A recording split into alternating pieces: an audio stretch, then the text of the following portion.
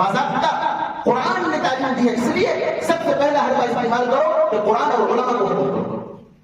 یہ مشورہ دیا باضابطہ. لیکن ان کو کیا پتا کہ اللہ تبارک و تعالیٰ نے کہا اِنَّا نَحْنُ نَزَّلْنَا الذِّكْرَ وَإِنَّا لَهُ لَحَافِظُونَ. قرآن کو کوئی مٹانے والا آج تک مائے کا لال پیدا نہیں ہوا ہے. قول خدا قول نبی فرمان نہ بدلا جائے گا، بدلے کا زمانہ لاکھ مگر قرآن نہ بدلا جائے گا.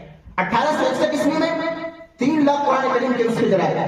پھر اب انہوں نے علماء کو ختم کرنا شروع کیا. کامزن کہتا ہے کہ چاندنی چوک سے لے کر خیبر تک کوئی ایسا درخت باقی نہیں تھا جس پر علماء کی گردنیں لٹکی ہوئی، اور ان کے جسموں کو تانبے سے داغا دیا، تانبے کو گرم کر کے ان کے جسموں پر رکھا جاتا تھا.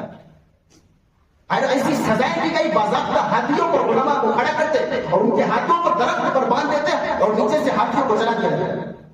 اور ایسی سزا دی گئی، اللہ اکبر، سوروں کی کھالوں میں علماء کو بند کر دیتے تھے اور تنور میں ڈال دیا کرتے تھے. کہ جب میں دلی کے اپنے خیمے میں گیا تو مجھے بدبو محسوس ہوئی، مجھے اتنی بدبو محسوس ہوئی تو میں اپنے خیمے سے باہر گیا. دیکھتا کیا ہوں کہ ایک آگ بہک رہا ہے اور 40 علماء کو بلاتے، ان کے کپڑے کو نکالتے، ننگے کرتے اور باضابطہ ان کو اس آگ میں ڈالا جاتا. اور پھر دیکھتے ہی دیکھتے پھر اور 40 علماء کو بلاتے اور کہتا ہے مولویو تم بس اتنا کہہ دو کہ 1857 کی جنگ آزادی میں جو معاملہ ہوا تھا اس میں تم شریک نہیں تھے، اور اپنی زبان سے اتنا کہہ دو کہ ہم جو ہے ہماری فوج میں جو بھر دیا آپ نے حرام قرار دیا مسلمانوں کو، وہ اپنی فتوے سے رجوع کر دو.